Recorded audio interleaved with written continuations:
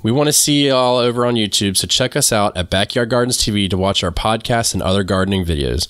It is time for us to give you our final opinions on food security and if it is of the utmost importance for you to think about right now in your gardens, right here on the Backyard Gardens podcast.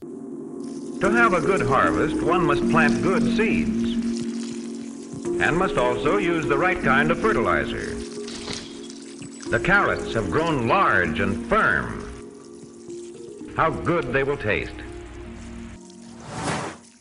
Welcome to the Backyard Gardens podcast, where we talk about all things gardening. We're your hosts, Ben in Batavia, and you can find me gardening in the country. And you'll find me gardening in the city. Get ready as we dig deep into this wonderful world of gardening, where we learn to grow and grow for change. All right, everybody. If you'd like to support the show, come check us out on Patreon. Links are below for everything that I'm going to mention. You get 2 episodes a month and amongst other benefits, or you can come simply check out our YouTube channel, subscribe, like a video, leave us some comments, and dig deep. We got a bunch of stuff on there, and t-shirts and Amazon links and all that are below. All of that stuff will help support us and keep this content rolling out for you and limit the amount of advertisers that we put on the show. And that being said, I want to say something. We made a comment last episode, Miss Batavia, about how we were always late to the show, to the game, right? We didn't make that comment. You made it, and I disagreed with it, but go on. Oh, okay. Well, so we're going to start the episode like that.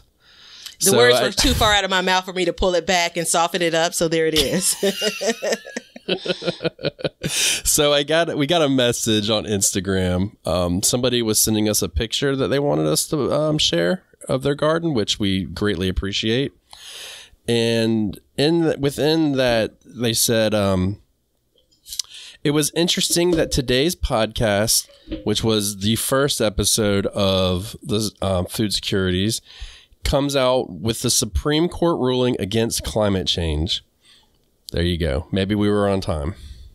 I renege everything that I said. I take it back.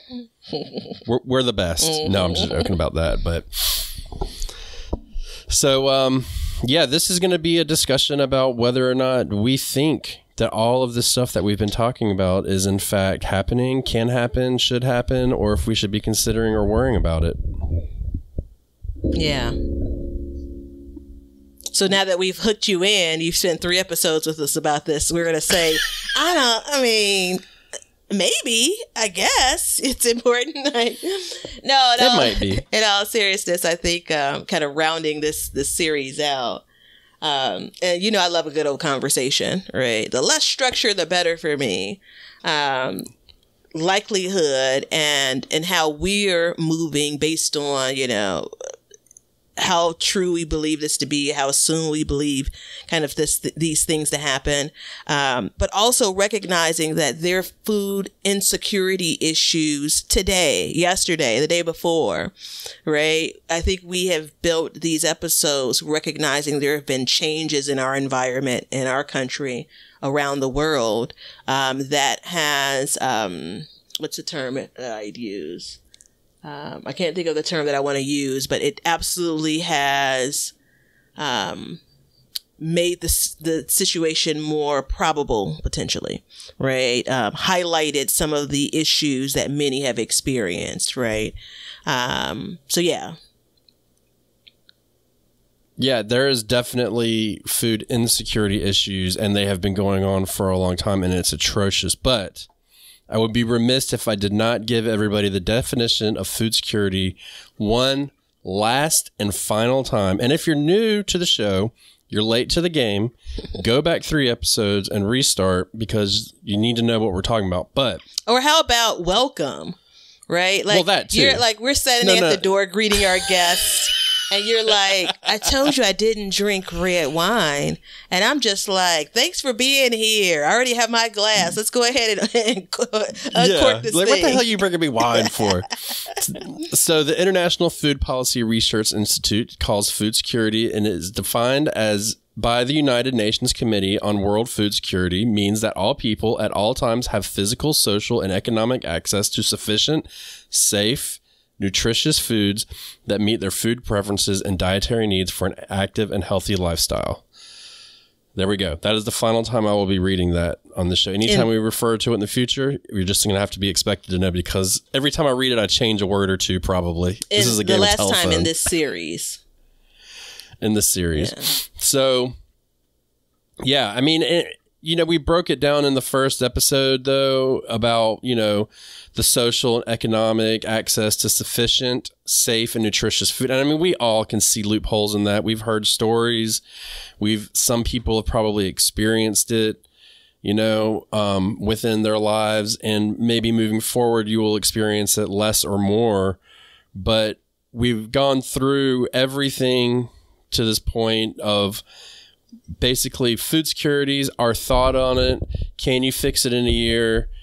Or what can you do now? And then can you solve your personal food security issues within a growing season?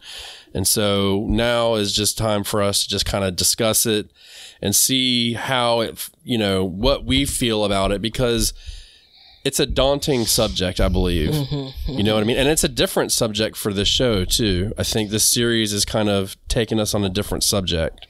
Yeah, and I think that it's very easy to feel like you're not impacted by it, today and potentially maybe not in the future. Like if you have food on the shelves, there's this thought of perhaps you're fine, right? Like I think it's easy to kind of just default to food insecurity equals people are starving.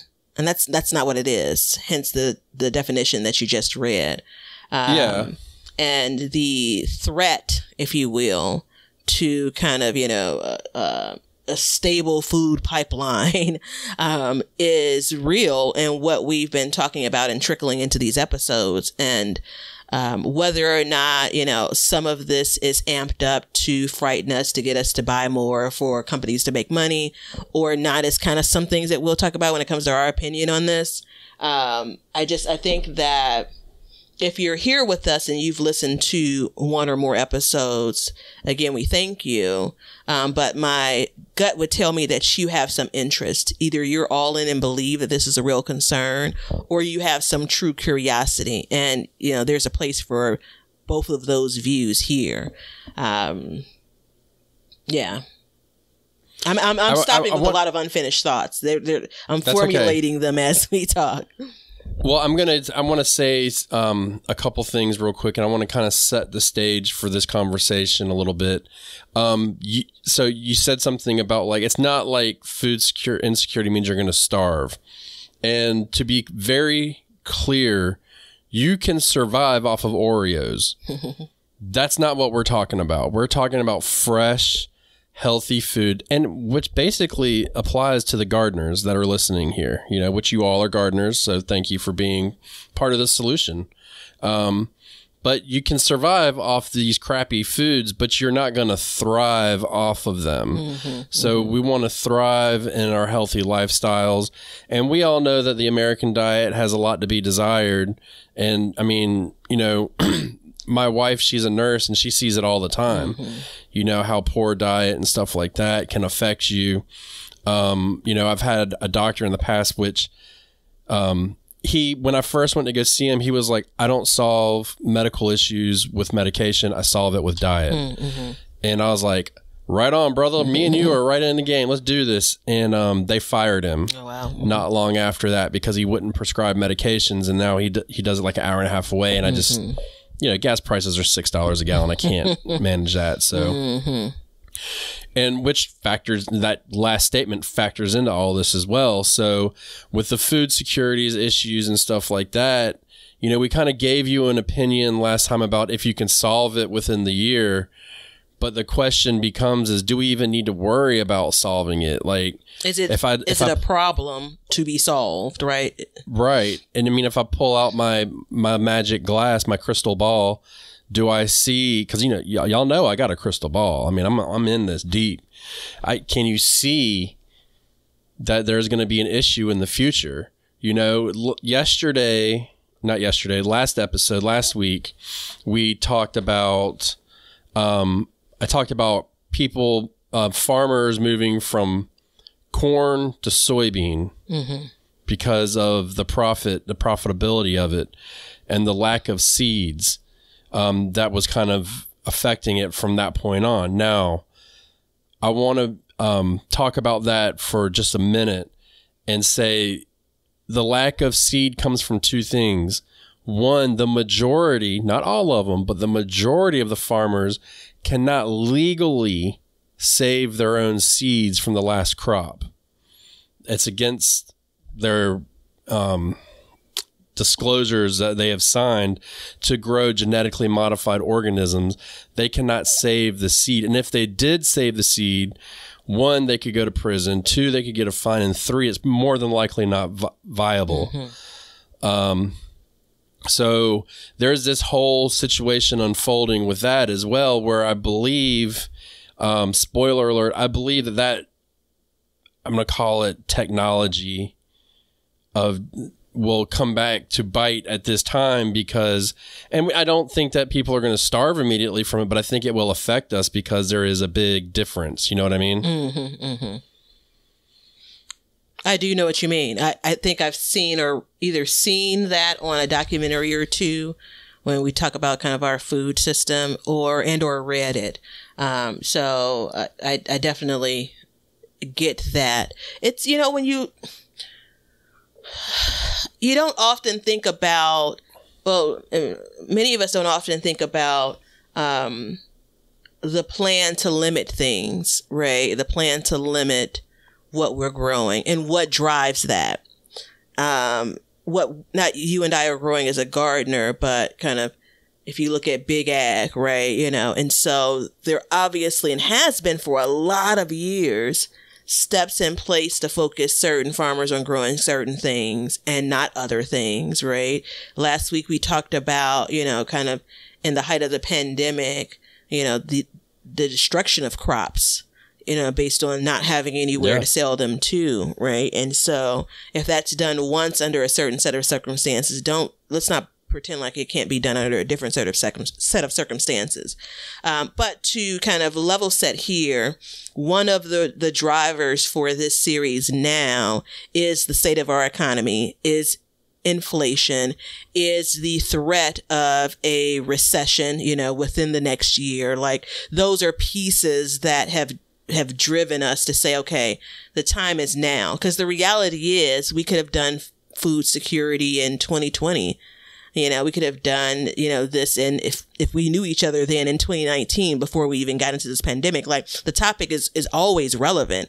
We could have done this in 1973, you know, when Soylent Green was released. Like it's all relevant, but I think it's almost irresponsible for us to not kind of acknowledge and discuss what's happening now, given these additional factors we're experiencing. Yeah, I mean, we're seeing it every day. You're hearing about something new. In the past few years, it's exhausting is what it is. But it's been crazy because it's constant news after news after news after news after news. This is going bad. That's going bad. This is happening here and there and yonder and all that stuff. And, you know, the drought in the West is, you know, Lake Mead is dropping at right now, I believe it's 8 inches a day. So that water will go to certain farmers and stuff like that. But I mean, what happens, and this is a big if, I don't really have a stance on it, but I don't know if it's correct or not. But what if that lake dries up to the point where they can't pump water to people? Then what happens? You know what I mean? What happens to the farming and the food industry and, you know, all that stuff? Because agriculture is a big part of our economy. You know, people invest hugely in it, and they, livelihood, you know, it's not a part of our economy. Yeah, you know, it's not a super sexy stock or anything to buy, but people buy that stuff and trade it and move it around, and all these different food companies, and I mean, all of it's related. And the powerful thing about the crop destruction last 2 years ago was simply because people weren't going to restaurants. That was it. It was just because people weren't going to restaurants. And as our economy now does whatever it's doing, you know, we go into a recession or whatever, invariably people will be pulling back because not only do we have, you know, job losses, but we also have inflation at higher rates. And so everything's going up. So the first thing people cut out is going to restaurants. So are we going to see this again? But are we going to see it in the public eye, or is it going to happen quietly? That's the question I have. It's a good example of the power of our dollar, right? You know, and so when we withheld that, going back to 2020, and again, it was out of, you know, one could argue necessity, depending on who you are and what you believe. You know, the impacts were huge, right? And unfortunately, it's been my experience, no matter what part of life you're in, no matter how big or small, once you experience a thing and realize you can survive it, realize there may be some benefit, some bright side to it, then that comes back around, which goes back to my point of, you know, kind of those crops were destroyed for a purpose back then, right? And what do you do? Well, let me say this. There are a number of things you could have done with that food, but we won't get into that. Just recognize that any number of, and I'm not even yet saying sinister, any number of things could happen to disrupt the kind of what we've come to understand as a normal flow of, you know, foods and, you know, and I'm going to put dairy and all of that under the food category. And that's when you as the consumer start to feel the impact, whether it is with the purchase price or with the availability or with the, hold on, let me lean into it, the quality. Welcome to year 20 of, you know, being impacted by quality. But well, and the thing to remember too is every single person listening here has way more power than they think because your dollar matters. We saw it with the wood prices a couple years ago, where people literally stopped buying wood and doing projects, and they were forced to lower the prices of wood somewhat, not back to where it was, but somewhat to ease that pain. And same thing with the restaurants. Well, at that time we were forced not to go to a restaurant. So there's that. But imagine if you just decided, you know what, we go out to dinner 3 days a week, we're going to start going 1 day a week. And if people started doing that, it would make a big difference and it'd make a big change. And the way that our economy is built would help. You know, I have the feeling that would help to drive food production into a more sustainable, measurable way that would benefit us more, which would drive food prices down in the grocery store. I believe. I'm not an economist, so there's that. I'm a gardener. But that being said, let's go to our break, and then we're going to come back, and then we're going to dig in and see what our official opinions are, because I have a feeling that neither one of us have totally formed an opinion quite yet, so it should be interesting. yeah. Hey everybody, thanks for checking out the Backyard Gardens podcast. If you like what we're doing and you want to continue to support the podcast, head over to our Patreon page to sign up. You can also make a one-time donation using PayPal. Both of these links are in the description. With your support, we can continue growing and helping others in their gardens. See ya. We want everybody to have a garden, and we're going to give you a chance to win free seeds every month. Head over to backyardgardenstv.com and enter your email address to be entered in all of our giveaways. Good luck. All right, Batavia, go ahead and just spoil the whole thing. Let's make it a short one. Just give your one word. No, I'm joking. When you think about the food security issues, do you see it being an issue up until now? Like from, let's say, the past 10 years up to now, do you think food security has been more and more of an issue?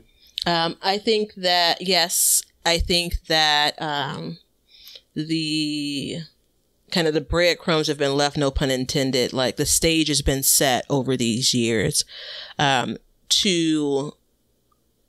us to really feel the impact. So I'm not anticipating kind of the Great Depression type of impact, right? You know, I am looking at this and saying, going back to my comments from last week, it's been so easy for us to get access to things, where the pain of not having access to certain things as we go forward will be felt even more so. I do think there's also some like, kind of almost training going on,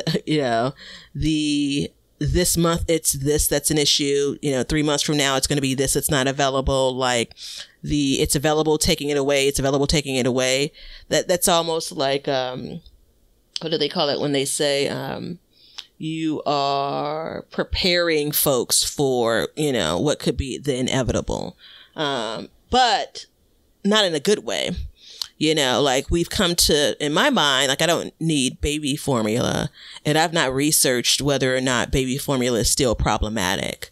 And so you kind of have this complacency of it'll work itself out, so when the next best thing, it's like something being on, short availability, and this is no different than when we had, the beginnings of a lot of published recalls.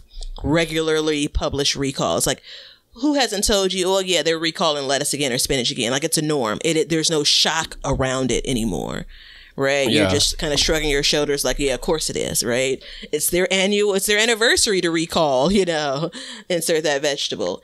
And I think that that's a concern because you become complacent. You become, I'm having some trouble finding the words here. You don't take it as seriously, perhaps.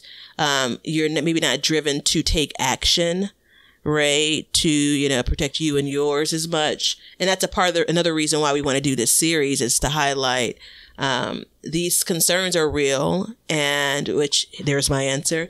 And you have control over improving your situation, Yeah, I think in the past, and today, there's definitely been social and economic issues with food security in different areas of the country and neighborhoods and stuff like that. And I think as we move forward, as we've gotten, I don't want to move past today just yet, but as we've gotten closer to this time frame, I think that it's starting to grow more and more and more.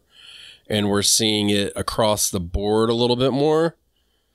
So it's definitely something that needs to, that we should all keep our eye on the best we can. And I don't honestly know a good place to keep an eye on that. You know what I mean? Updates and stuff like that. I mean, every time that I've found like an article about it or something, it's always some random place you would never hear of. And it's hard, then you've got to track it and all that stuff. So it's very hard to find it, because the big thing too is, and I believe this wholeheartedly, is the news organizations and stuff like that, outlets, they have a directive not to cause hysteria as well. And so I'm not saying that we're at that point by any means, but the less you tell people, the less they know, the more comfortable they are, and the more focused they are on buying cars and toilet paper and not worried about fresh zucchini at the store. Yeah. Grooming was the word that I was looking for earlier. There's this idea of,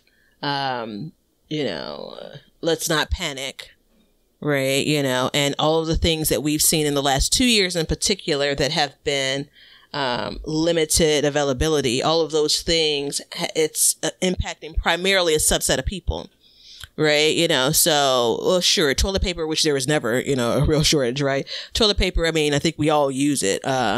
And things like the increased pricing, like a lot of us are impacted by it, but it's not like, there's a countrywide water shortage. You know what I'm saying? Like, that's not what we're experiencing. We've seen droughts, on the West Coast for years, right? And so it doesn't feel like it impacts me sitting here in Chicago, but I think that's part of the problem. It doesn't until your strawberries don't show up in the grocery store when you're used to seeing them. Absolutely. And so a couple things to unpack there. First of all, I believe that the drought situation on the West Coast has been severely mismanaged they've had a 20-year drought. So, and they're just now really starting to take steps. I mean, I feel like you kind of dude, you kind of missed the boat, bro. Like, you're so used to using your water the way you are. And I mean, I don't know if people know this, but farmers get the amount of water that they're going to use each year based on what they used the year before. So if they had an excessive amount of rain or something, they'll turn the water on and let it dump just so they can get that allocation for the next year. That's how we used to work with our marketing budgets. Yeah, previous company. It's if you didn't use it all, in any number of budgets, I've seen this, when you work with corporations, if you don't use it, it's going to be on the chopping block, for next year, and you won't have those monies, right? So you have end of year purchases, trying to make sure that they have those dollars for the following year. I mean, I remember when I worked for the government, and it was like, I went to them, I was like, hey, I need a new chair. Mine's, falling apart. And they're like, okay, can you wait about a month? And I'm like, yeah, sure, that's fine. And they go, okay, month came, and I was like, all right. They're like, here, pick out your chair. Picked out $150 chair. So they're like, no, you need this $500 chair. I'm like, no, I don't. They're like, no, you need it, and it's like, all right, I get what you're saying. So, with all of that said, that's how that works. And it's a system, honestly, that's built to fail in a real world scenario. So to just dump water is just completely insane, especially when you got a 20-year drought. Yeah. I think I was reading the other day they need 18 years of above normal rain and snowpack in order to kind of reverse the drought. I mean, that's an excessive amount. You know what I mean? Not to mention, we all know that, that it's warmer and stuff like that. So, and then the other thing that you had mentioned, you mentioned toilet paper. There wasn't a shortage on it. And I actually disagree with you. There was a shortage on it based on consumer demand. So because everybody rushed to go get it, that was where the shortage kicked in. So and I know we've said this on the podcast before, but your grocery stores only hold 3 days worth of food for the area. So if everybody at once is like, oh shit, we're running out of food, I gotta go, and they load up, there's going to be serious issues. And that's where the gardener, I think, is stepping in perfectly, because you can alleviate that pressure. And I don't want to say you're going to alleviate the pressure on the grocery store. You're going to alleviate that pressure on yourself. Yeah. And so a good example of that is when, you have some big storms coming, and then you see those shelves that are bare, right? You basically bought out that inventory.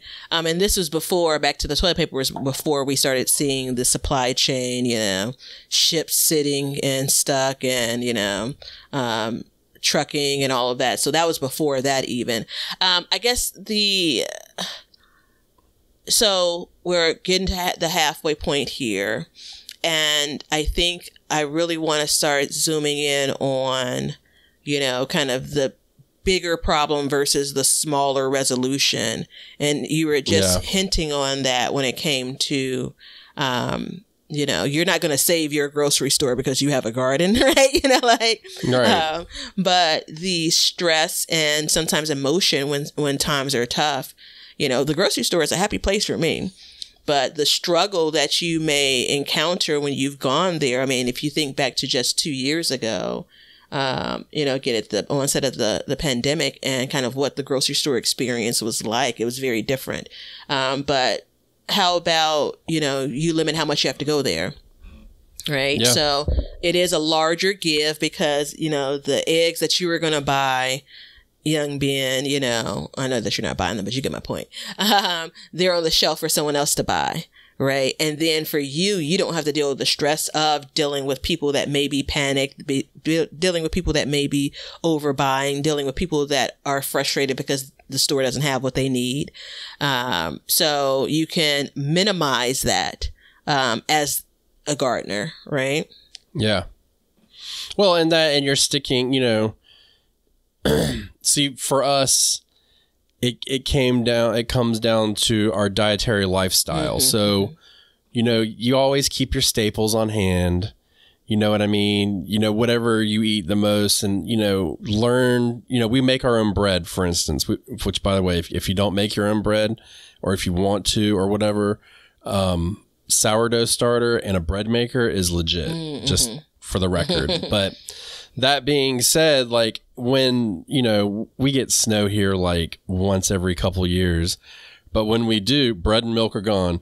People is out there making some bread pudding like you wouldn't believe. But we ain't got to worry about it because we just make our own bread. You know what I mean? So, and then I don't eat bread pudding. That stuff's gross. I know somebody's made some that's delicious, but. Oh my gosh. I'm a sweethead too, though. Like, I enjoy bread pudding. A lot of restaurants serve it like a rum sauce, which, you know, I mean, it's just sugar, you know, liquid sugar. So quick question about how long do you feel like you guys have been making your own bread? 6 years now. Okay. So we've really basically, and I mean, we'll buy loaves of bread here and there, but we make 2 loaves at a time and freeze one. And it's nothing. And we have the sourdough starter. It's nothing for y'all to do now, right? You know, I imagine there was totally normal. Yeah, a little bit of a learning curve in that, you know, first year or so, first few months or whatever have you. So it's funny because when the bread maker comes out, everybody in the house gets super excited because we have a rule. And the rule is when the bread comes out, you get a hot piece of butter bread. Yeah. Son of a bitch, it's good.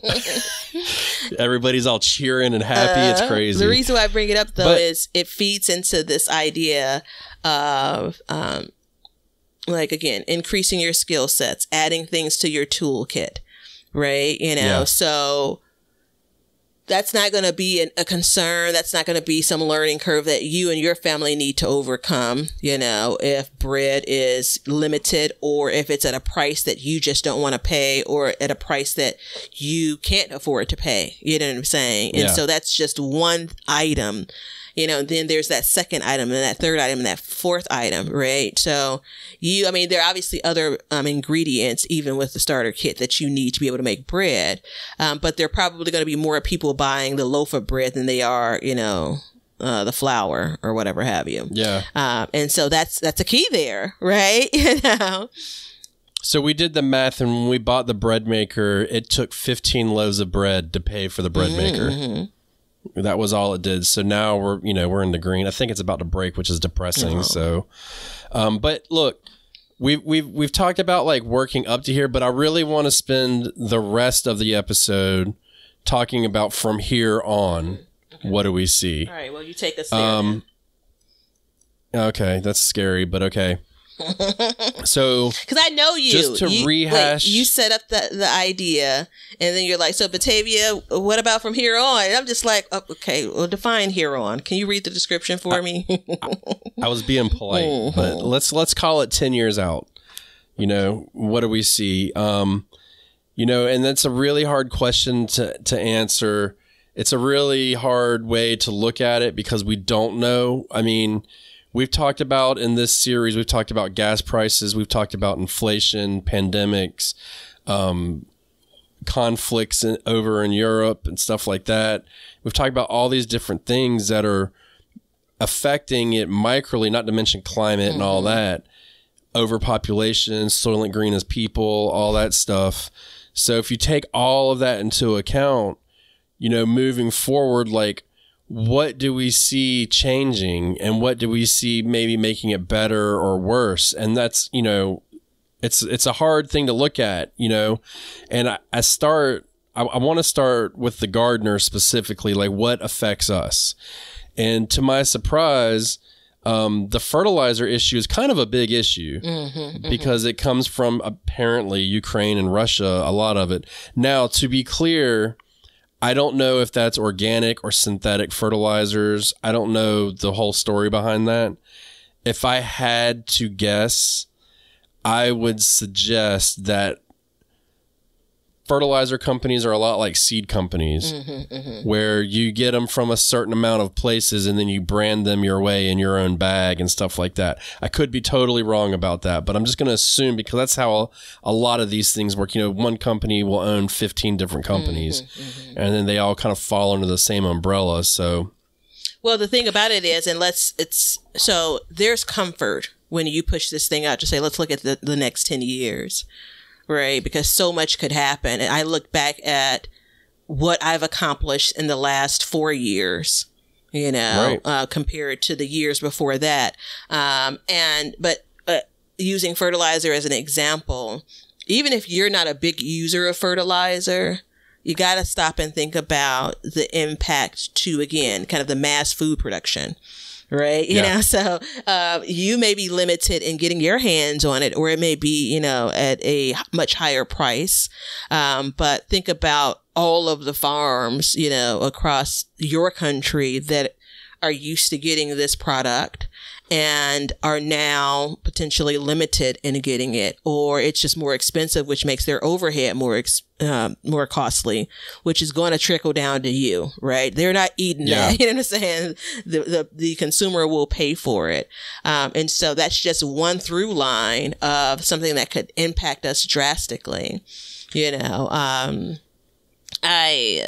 immediate thought is, 10 years out, gosh, if we're so lucky, if we're talking about this now and we have 10 years before it really hits, it really, really hits us, then there are any number of things that we could do, So if you don't even have a garden today, you know how kick-ass your garden could be 10 years from now, 10 years of learning, even with whatever challenges we're talking about potentially coming out, how much you could explore, hell, you could have a business that's associated with the garden. Like, there are any number of things you can do, and that's a much brighter view.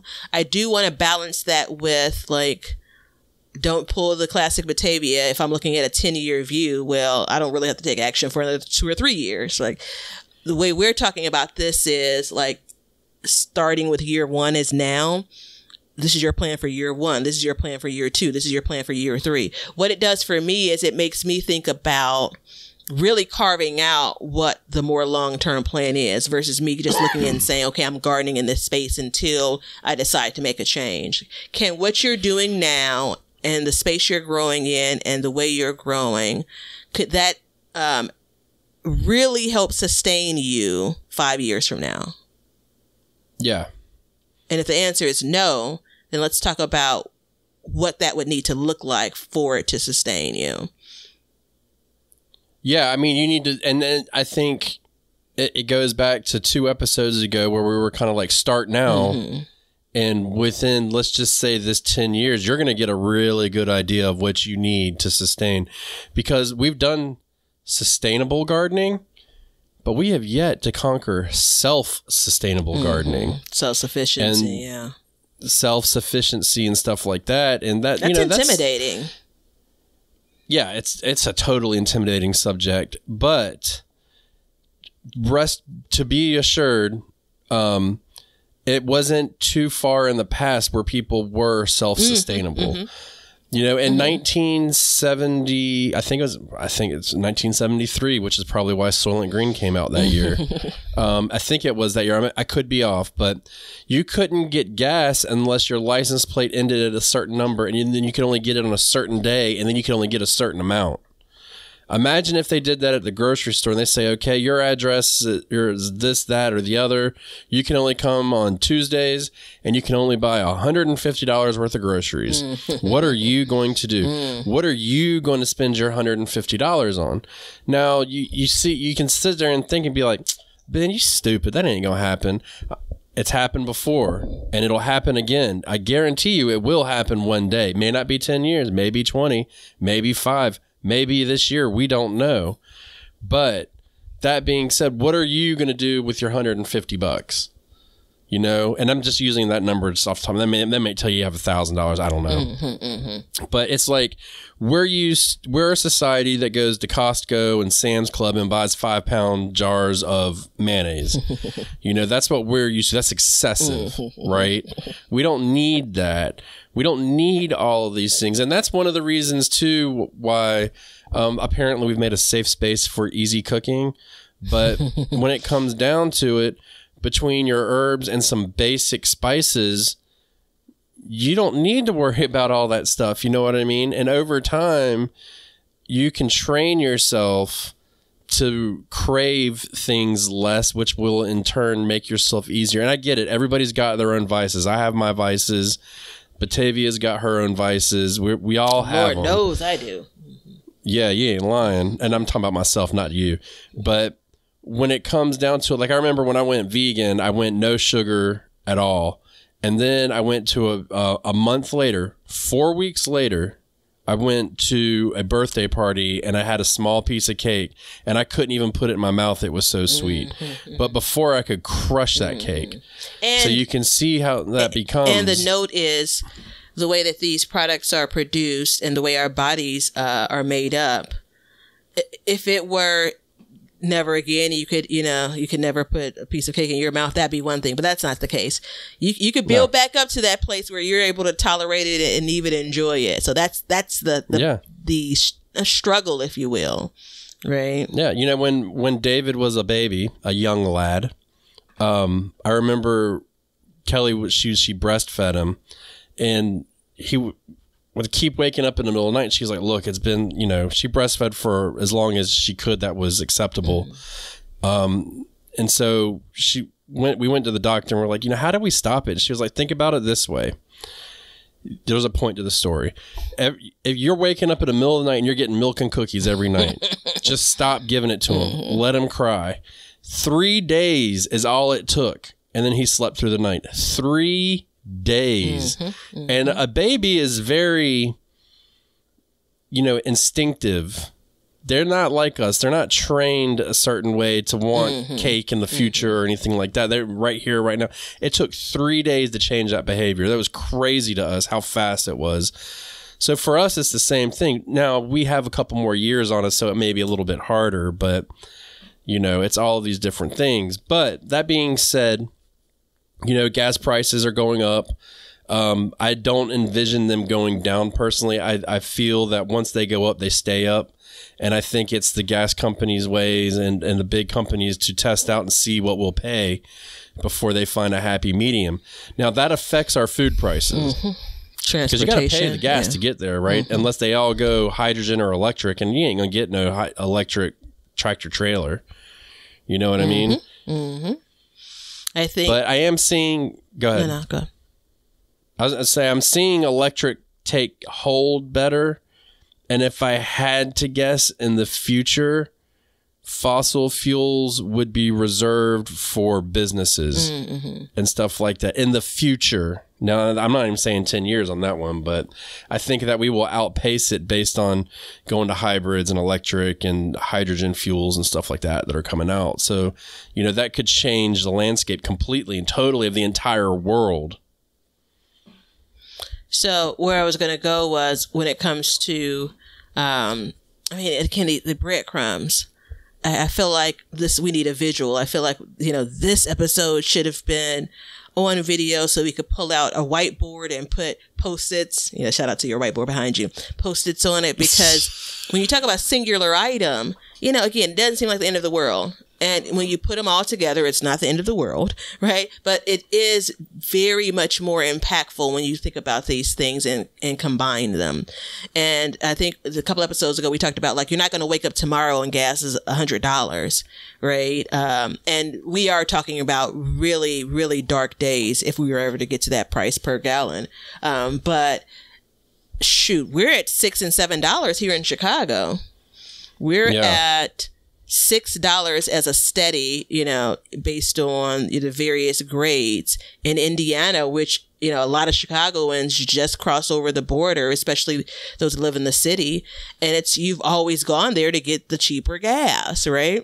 And it's a less price, but none of it's cheap anymore, No. So, do I think we're going to get to $7 or $8? Because we're already at $7. Yep. $9. Yeah. Yep. $10 gas. Yep.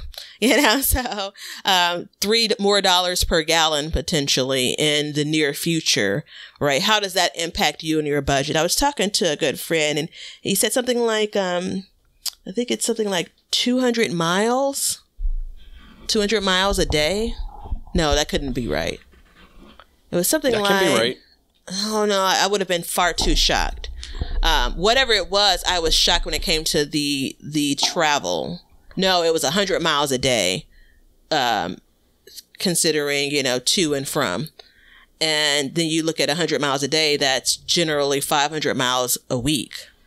And that's a lot of mileage, talk about wear and tear on cars. We haven't even folded into the idea of, various parts for cars, the difficulties, So there's a whole lot there. And it only takes a few things for you to really feel the pain in your everyday life.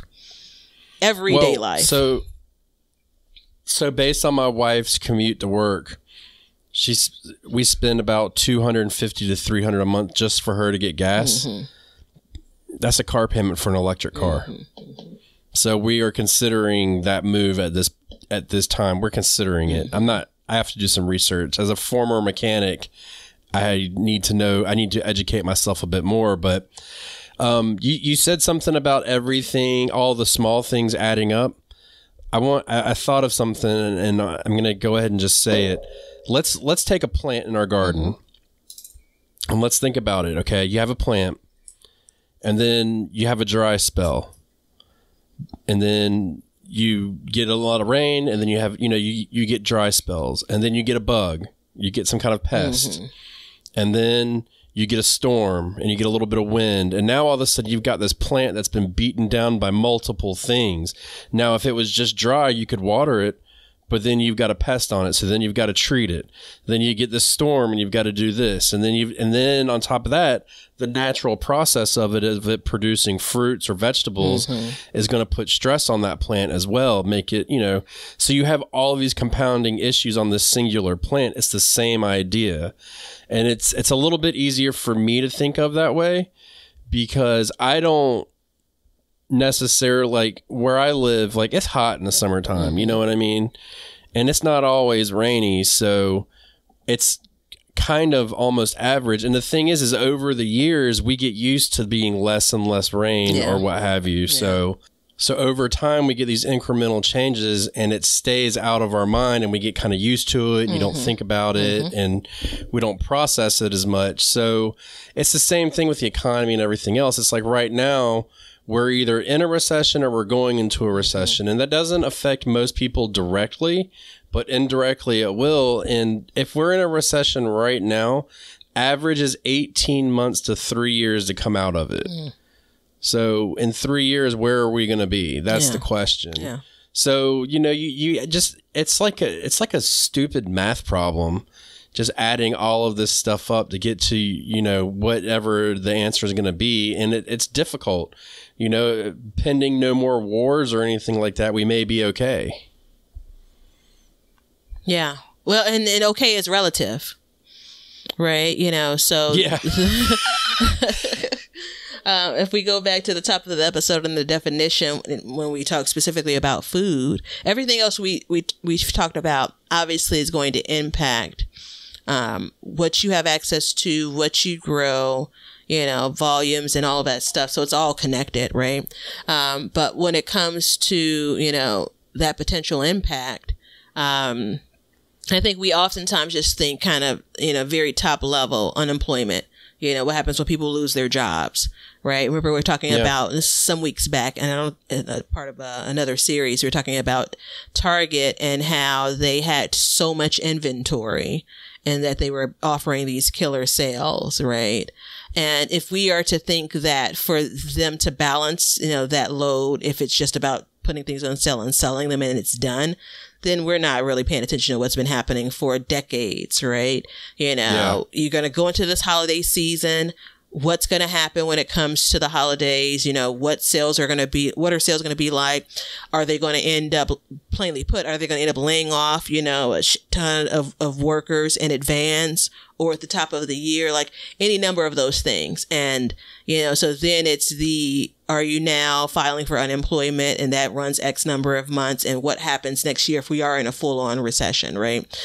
So something that could be impacting, someone could be impacting many someones if you go forward in the future, and potentially yourself, right? So Target is just an example, right? But they ain't the only company that's in this current situation. No. And, you talk about kind of the different services that some companies offer, and you have to start to think about the need for those services as kind of the employment market, businesses, the economy changes and shifts, right? These are real considerations. And so if whatever the money's that I'm making every, week or every 2 weeks or every month, if that changes, then now I'm looking at skyrocketing prices on the shelves, then well, shit, So going back to where we are now to 10 years, you're looking at kind of some milestones in between. The question becomes if you want to kind of wait and see. All right, well, good luck, God bless, right? Or you're probably listening because you want to take a more proactive approach when it comes to you and your family and your destiny. Right. To be quite frank, I know your destiny, right? Like we're talking about, food, shelter, those are the things, right? So I do think that there is an opportunity, and it's such a great job, bringing this kind of future state up, because there is an opportunity to be hopeful, right? You're armed with a lot of information now, and you can decide how you want to approach these next months, these next years. And if nothing happens, right? If everything is copacetic, if we're paying 99 cents a gallon for milk and 99 cents a gallon for gas again, if that occurs, you made the decisions about kind of changing the approach to the way that you feed your family, because that was your desire, not solely out of what's to be, what's potentially going to happen. So I think that's still a win. Yeah, it is. And I would say, it's not all doom and gloom, because again, we don't really know what's going to happen, but you're already gardening. Mm-hmm. So just take some steps, do the things that we've discussed, and, I think the one thing I like about gardening too is it's super creative. Mm-hmm. Like you can figure your way out of a problem and all that stuff, because truth be told, let's say that, the unthinkable happened, well, one of the unthinkables, and you go to work and they lay you off. And then you come home. Well, you're producing food still. Mm-hmm, mm-hmm. You've put away food. You've canned, you've frozen, you've dried, you've preserved, you've saved seeds. You've done all these things. You've got a seed saving partner for life. You've got all these things going on. So right there, you're building your community, and you're more self-sufficient. So when you do need something, for instance, if I needed to go get a jar of spaghetti sauce, I can save $5 and go get it out of my cabinet because I grew it myself. And that's really important. So you could put that $5 on something else, because as gas prices increase, it's because oil prices have increased. And, don't even get me started. I shudder at thinking about going into this winter and what, how many blankets and layers I'm going to be be wearing when it comes to heating my home. Yeah. Heating my home. Yeah, exactly. And the thing is, too, is everybody says, well, electric is the answer. But what happens when electric prices go up because everybody's charging their cars? So there's that situation as well. So you get all these things involved, and it gets kind of tricky. And it's a really hard subject, because there's so many paths and directions you can take in order to make it worse or better. And it's just interesting how you can look at it. So my feeling in the next 10 years, I don't think it's going to be anybody's surprise. I think that you really are going to have to depend more so on your garden, not solely, but more so on your garden, and take measures to put food back and stuff like that. What do you think, Batavia? I agree. I mean, gosh, if we were able to read into the future and say, yep, this is going to be the day, and this is what's going to happen, then we'd be sitting in different seats. The conservative part of me saying, kind of holding tight and saying that things are going to work out, which I firmly believe. I do believe, though, when we talk about access and expense, that we're going to continue to climb up. You know, like this is where we are now is obviously different than where we were in 07, 08, you know, and we are just talking about building up to potentially a single recession. You know, in 10 years, any number of things could happen. But I do believe the things that we're doing and talking about today and the things that we're doing in our garden today and tomorrow and next year and so on will put us all in a better position to provide the things that we need to enjoy life, survive, you know, thrive, right? And I do think that this idea of it can be absolutely overwhelming. And I was making sure I got the author of this right. You know, it's Desmond Tutu. You know, there's only one way to eat an elephant, and it's a bite at a time. You know, so another opportunity for our small step approach. Just take some small steps, right? You know, let's not lollygag, but let's take some small steps here. You know. No, exactly. And I think just setting the stage moving forward, we can all make a difference for our own personal lives. And it sounds kind of selfish because, you know, we're a lot about community and stuff like that. But when it comes down to it, there comes a time where we need to worry about ourselves. And this would be that time. Now, we've talked about a recession a little bit, and I want to be clear that a recession is completely normal. There's no odd thing about a recession. It comes and goes. It's part of a fluctuating, you know, economy and stuff like that. So what goes up must come down, but what goes down must come up. And we've had multiple recessions. We've lived through a couple. And within the next 10 years, we'll probably have another recession. So, you know, there is that. But it's the conflicts and the pandemics that it kind of make the issue, and the dogs in the background barking that make a personal issue for me. And the fatigue, right? Shari dog is just tired, right? She's tired. I want life to be normal, and here you guys are talking about, you know, there's something else that's going to turn this apple cart upside down, you know. And if nothing else, human beings are resilient. And gardeners are even more resilient. So we can't not talk about it. We can't not take action. And I'm really pleased with kind of how we've been looking at this, because it's just not us saying, hey, this is for you. You guys think about this. You know, preparing for this series, going through this series, it helps kind of crystallize things for me, you know. It helps refocus me, you know. Yeah, and it's not always pleasant. Not everything's pleasant. No. But on that word, we need to take a break, and then we're going to come back with the recipe of the day. If you guys want some Backyard Gardens gear, go to the link below and check out our t-shirts, mugs, pint glasses, and other gear. All purchases go towards helping to support the show, so thank you so much in advance, and we hope you enjoy. We want you to be a part of our gardening community. DM us a picture of your garden at Backyard Gardens TV on Instagram, and we will share it with our listeners.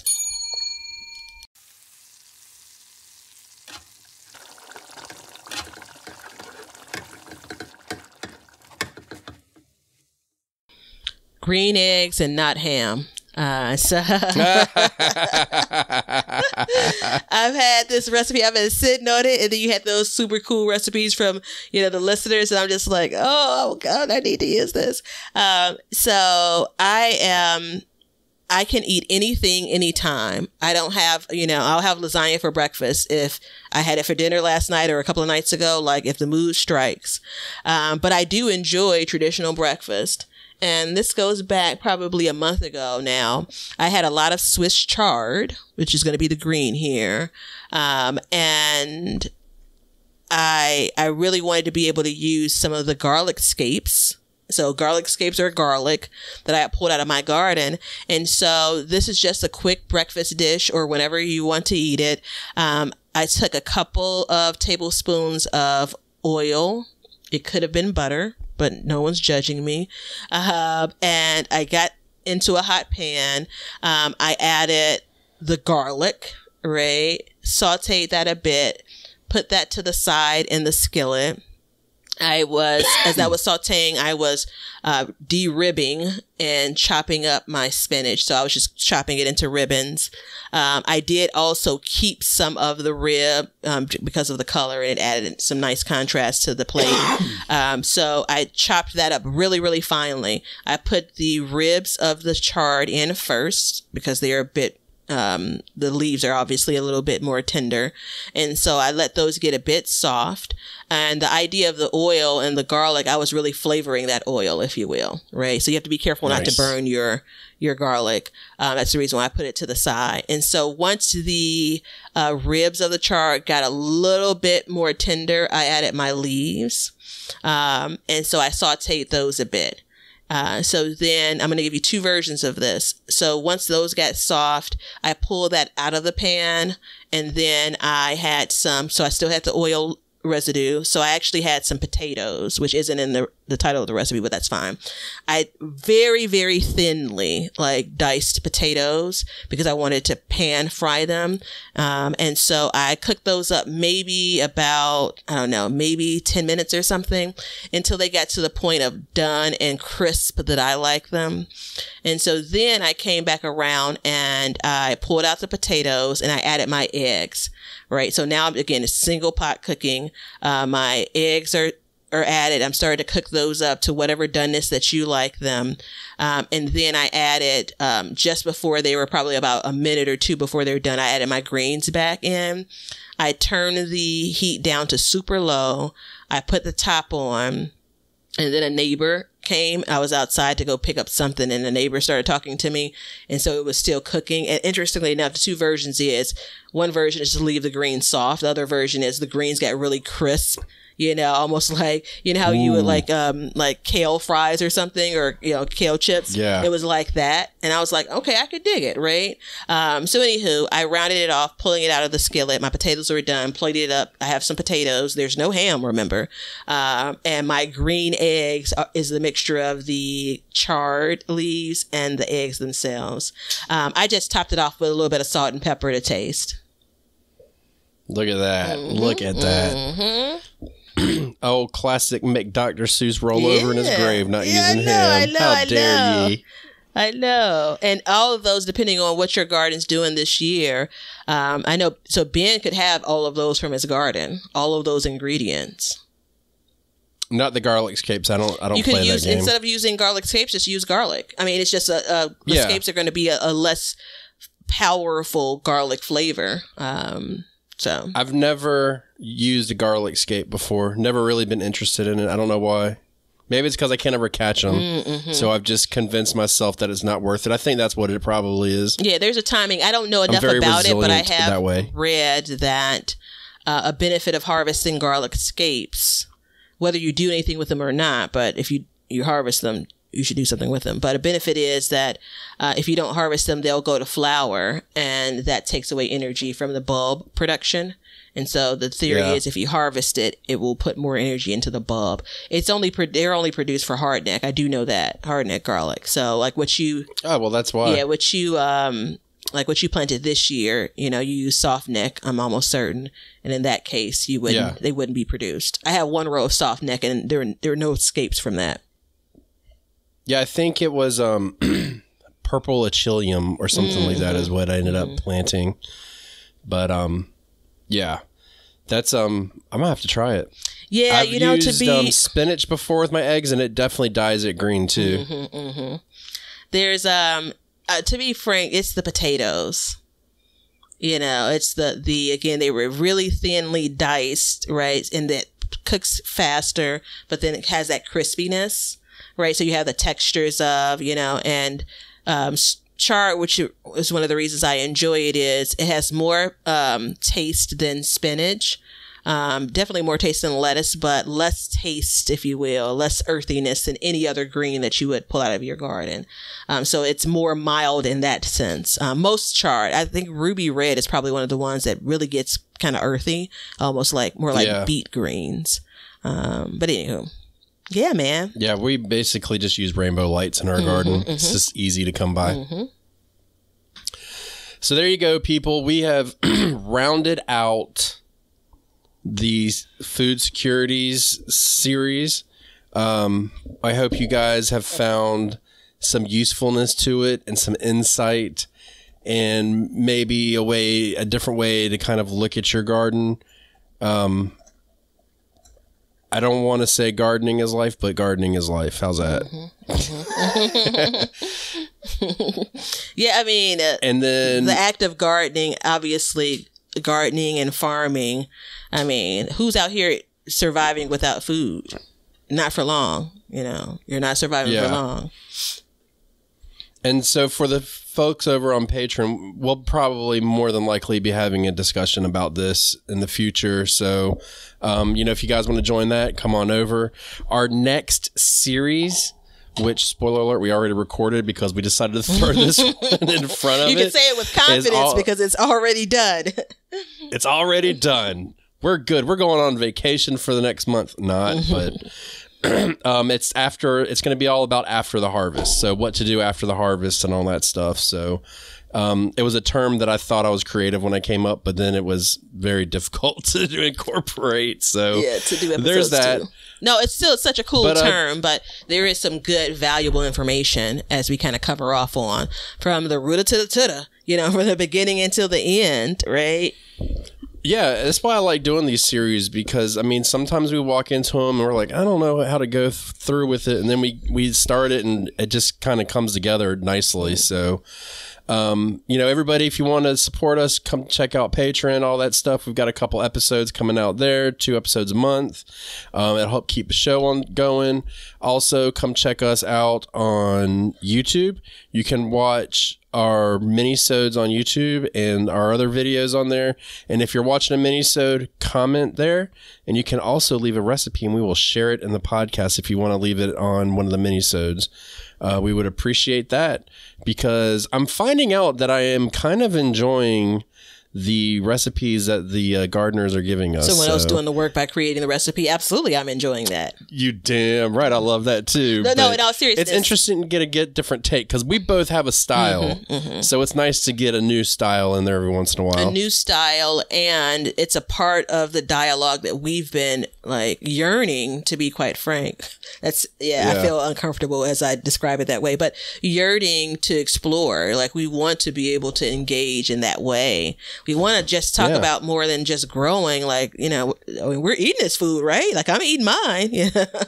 Yeah. I mean, besides the ones that I don't harvest, like the listener from earlier this year, on those occasions.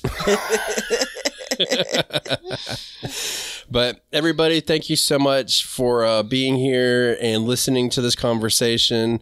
We hope that you found value out of it and apply some of it to you. And if you are, let us know. We'd love to hear from you. Everybody take it easy and enjoy the hot, hot summer because it's here, baby. See ya. It's getting hot, hot, hot. We hope you enjoyed today's show. Please follow us on YouTube at Backyard Gardens TV. Instagram at Backyard Gardens TV. Over on our website, backyardgardenstv.com. And then we have Patreon at Backyard Gardens. And don't forget to check out our links below to help the show. Thank you so much for joining us as we learn to grow and grow for change. Cut. Now you know why people feel like celebrating at harvest time. All over the world, people have feasting and good times when the crops have been gathered in. Hey, everybody. Thanks for checking out the Backyard Gardens podcast. If you like what we're doing and you want to continue to support the podcast, head over to our Patreon page to sign up. You can also make a one-time donation using PayPal. Both of these links are in the description. With your support, we can continue growing and helping others in their gardens. See ya. If you guys want some Backyard Gardens gear, go to the link below and check out our t-shirts, mugs, pint glasses, and other gear. All purchases go towards helping to support the show, so thank you so much in advance, and we hope you enjoy. We want everybody to have a garden, and we're going to give you a chance to win free seeds every month. Head over to backyardgardenstv.com and enter your email address to be entered in all of our giveaways. Good luck. We want you to be a part of our gardening community. DM us a picture of your garden at Backyard Gardens TV on Instagram, and we will share it with our listeners.